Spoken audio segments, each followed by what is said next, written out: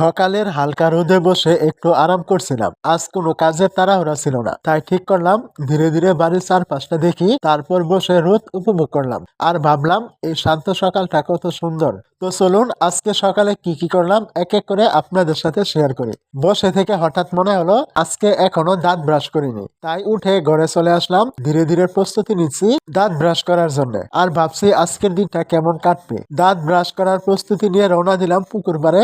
সেখানে গিয়ে একটু নিরিবিলি দাঁড়িয়ে দাঁত ব্রাশ করতে লাগলাম। সকালটা শান্ত, হালকা বাতাস বইছে আর পুকুর পাড়ের ধবনি কানে আসছে। এমন সময় দাঁড়িয়ে নিজেকে সময় দেওয়া সত্যি আনন্দের। পুকুর পাড়ে এসে দাঁড়িয়ে দেখি এখানে ছোটবেলার কত স্মৃতি মনে পড়ছে। সেই দিনগুলোর খেলা, শৈশবের আনন্দ আর পুকুর পাড়ে কাটানো মুহূর্তগুলো চোখের সামনে ভেসে উঠছে। এই শান্ত সকালে সবকিছু মনে করে সত্যি মনটা ভরে যায়। আমাদের এই পুকুর ছোট হলেও জীবনের অনেক স্মৃতি জড়ানো। এখানে আমরা ছোটবেলায় খেলতাম, হেসে কাটাতাম সকাল সন্ধ্যা। প্রতিটি মুহূর্ত, প্রতিটি ধবনি যেন অতীতের সেই মুহূর্তগুলো মনে করিয়ে দেয়। এই শান্ত সকালে পুকুরটা দেখলে মনে হয় সময় কত তাড়াতাড়ি থেমে গেছে। পুকুর পাড়ে এসে দাঁত ব্রাশ শেষ করলাম। এখন মুখ ধুয়ে নিচ্ছি এই ঠান্ডা পুকুরের পানিতে।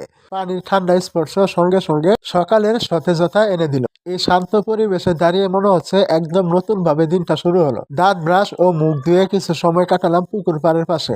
সেখানে বসে একটু নিরিবিলি শান্ত সকালে নিজের ভাবনায় হারিয়ে গেলাম। হালকা বাতাস আর পুকুর পাড়ের ধবনি যেন মনকে এক ধরনের প্রশান্তি দিয়েছে। তো পুকুর পাড় থেকে দাঁত ব্রাশ ও মুখ ধুয়ে বাড়ি এসে দেখি খাবার হয়ে গেছে।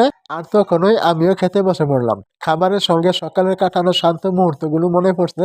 একটু আরাম করতে করতে ধীরে ধীরে দিনটা শুরু হলো, আর মনটা শান্ত ও হালকা লাগছে। যাই হোক, আজকে আমি এখন খাবার খাই। আপনারা চ্যানেলে নতুন হলে অবশ্যই সাবস্ক্রাইব করে দিবেন।